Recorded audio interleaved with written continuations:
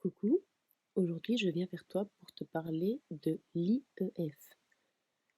Si tu n'as jamais entendu parler de ce que c'est l'IEF, c'est simplement l'abréviation pour instruction en famille.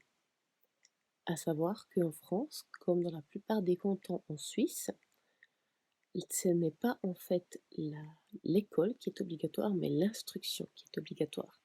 Donc au vu de tes enfants, tu leur dois leur donner une instruction, que ça soit avec le domaine public, que ce soit dans une école privée ou alors que ce soit avec une instruction en famille. En ce qui concerne l'instruction en famille, je te laisse regarder ce qui est possible ou non légalement selon le pays et la région où tu habites et selon la période à laquelle tu regardes cette vidéo, vu que les lois changent rapidement. Donc je voulais te faire une courte présentation de ce que l'on fait avec notre fils qui va sur ses 11 ans, donc il est en CM2.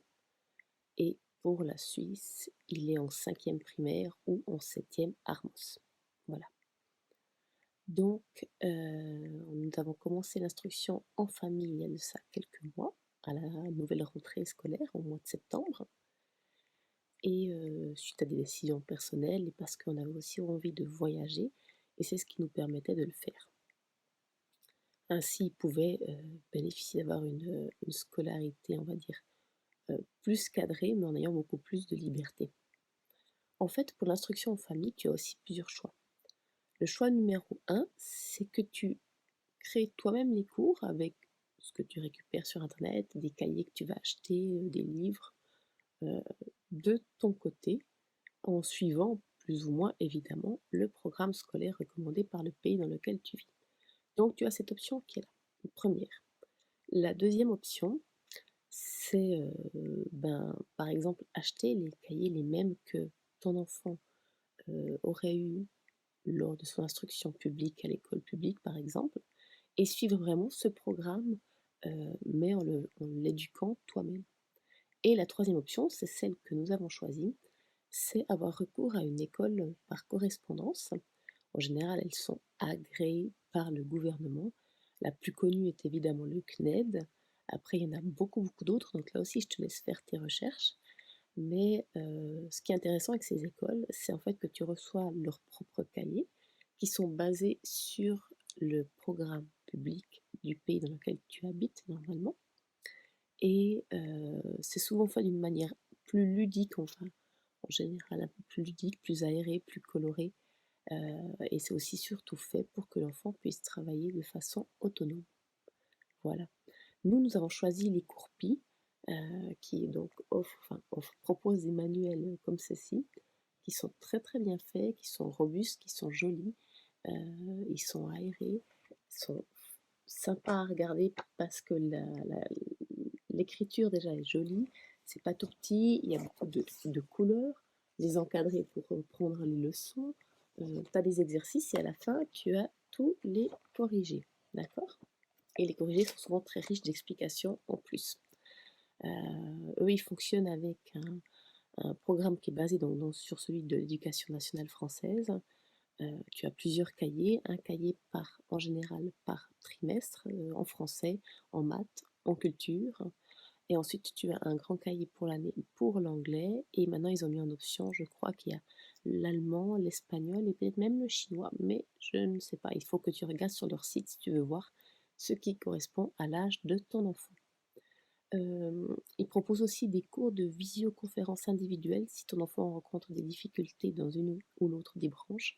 Ou c'est que c'est vraiment un cours avec un prof pendant 30 minutes hebdomadairement. Et c'est aussi très intéressant si tu as besoin d'avoir ce genre de ressources. Ils ont aussi une plateforme qui est très très bien faite où les enfants peuvent être échangés entre eux, se retrouver.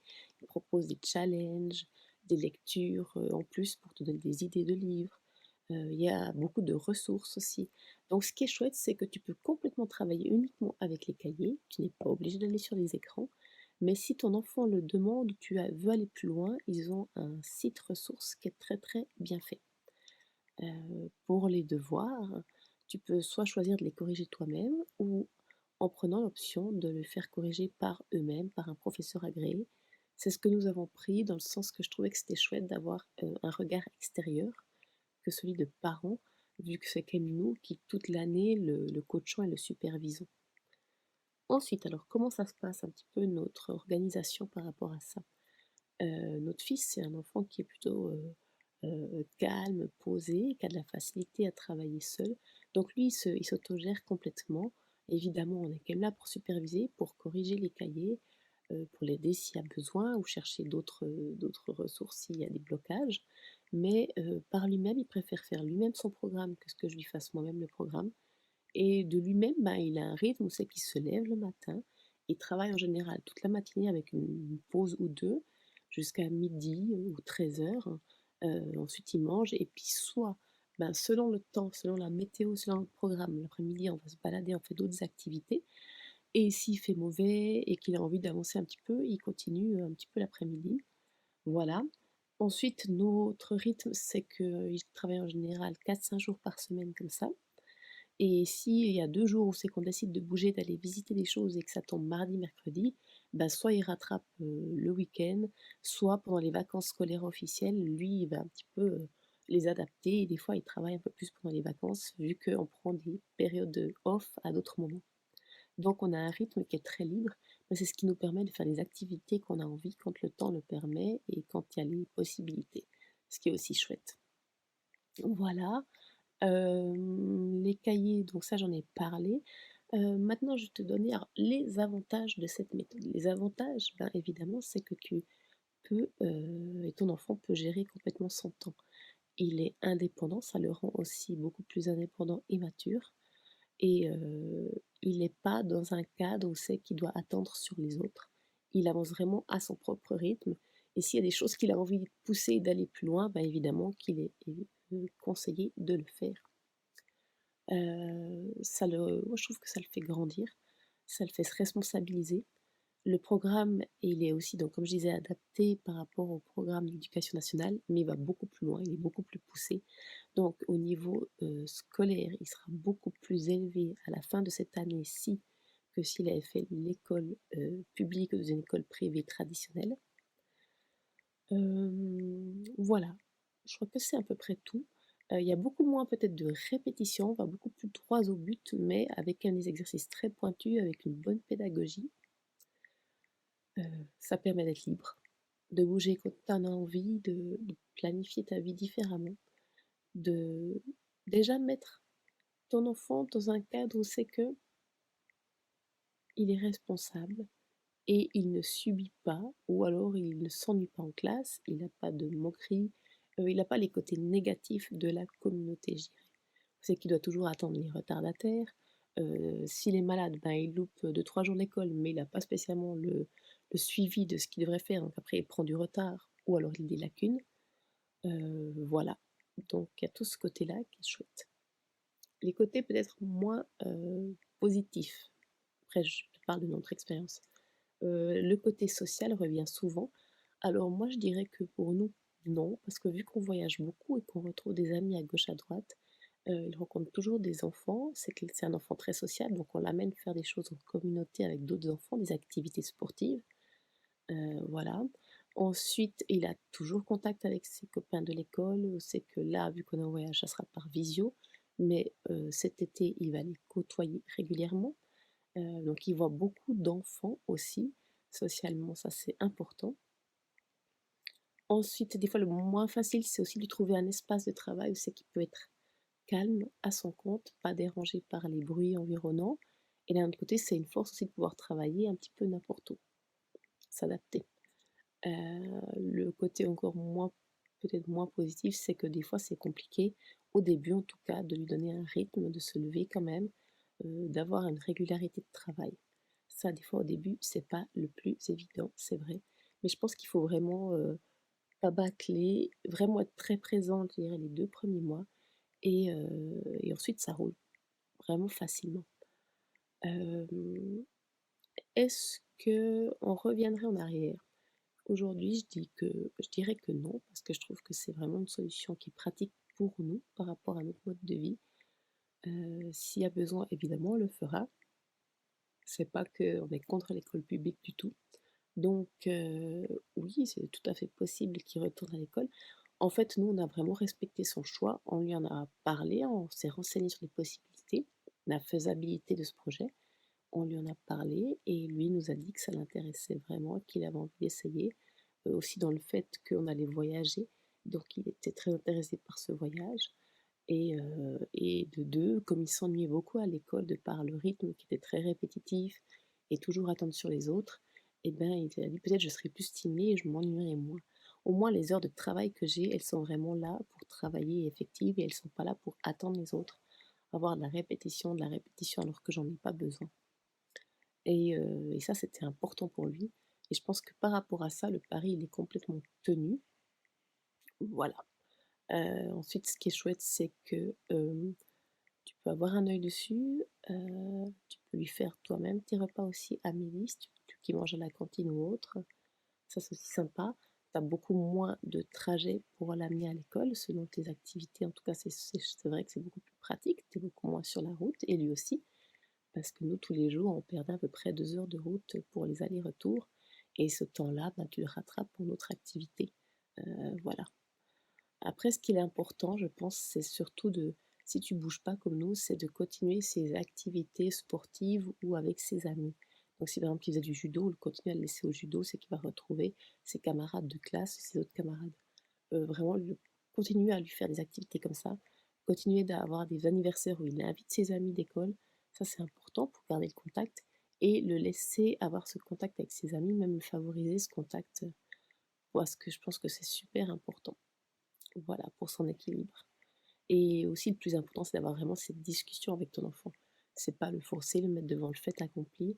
Nous, c'était vraiment une solution pensée en famille pour cette année déjà, ensuite à voir pour la suite.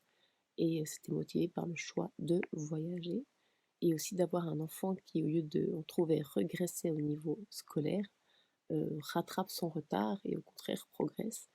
Et là, c'est vrai qu'en parlant avec des mamans des enfants qui sont scolarisés, on voit déjà qu'il y a une avance sur le programme par rapport à cette même année en école publique.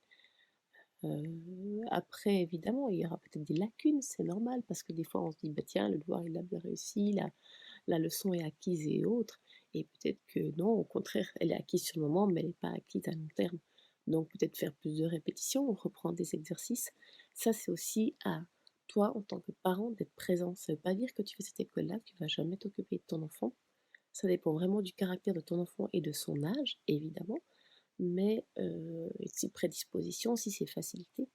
Mais je pense que si tu es là, tu le secondes, que tu lui donnes son espace, tu lui donnes aussi cette responsabilité, cette confiance en lui, et ça c'est super important. À la fin de l'année, il risque d'être vraiment grandi, heu, autant culturellement qu'au niveau de sa maturité. Voilà, donc l'instruction en famille, pour nous, c'est très positif à ce jour.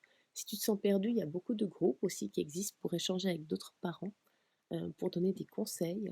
En tout cas, fais tes recherches, regarde si tu veux plutôt partir sur une instruction complètement, perso ou si tu veux avoir affaire avec des cours en ligne qui sont évidemment payants. Heu, Peut-être pour débuter, c'est plus facile d'aller avec une école en ligne, selon les parents. Nous ne sommes pas profs, donc c'était plus facile pour nous. Après, on aurait pu acheter les cahiers de l'école, ça nous aurait fait un moindre coût, c'est sûr, mais on n'avait pas tout ce côté, encadrement et possibilité d'avoir des cours en visio si besoin.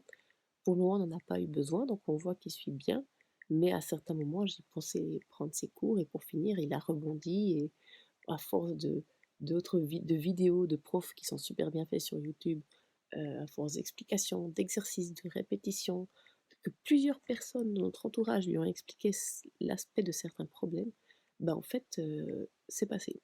Donc, comme quoi, des fois, il y a des blocages.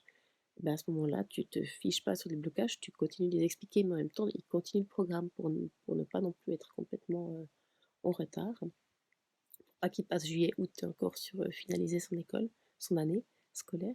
Mais en tout cas, c'est très très positif et je pense que si tu le fais, fais-le vraiment en accord avec ton conjoint et la priorité, c'est ton enfant. C'est lui aussi qui doit être soit demandeur ou soit vraiment accepter ça et l'accepter avec plaisir et ça ne doit pas être forcé. Sinon, ça risque de le dégoûter. Donc, c'est vraiment du cas par cas. Pour nous, c'est positif, mais selon l'âge de ton enfant, ta disponibilité, sa maturité, le fait qu'il ait besoin d'être toujours avec des copains ou au contraire pas besoin d'être toujours avec des copains, tout ça va entrer en jeu et pose vraiment les jalons avant de prendre cette décision. Voilà, j'espère que cette, courte vidéo sur l'instruction en famille t'a peut-être éclairé, t'a donné des pistes, voilà, et si tu as des questions, tu peux les formuler sous cette vidéo, j'y répondrai avec plaisir. Bye bye.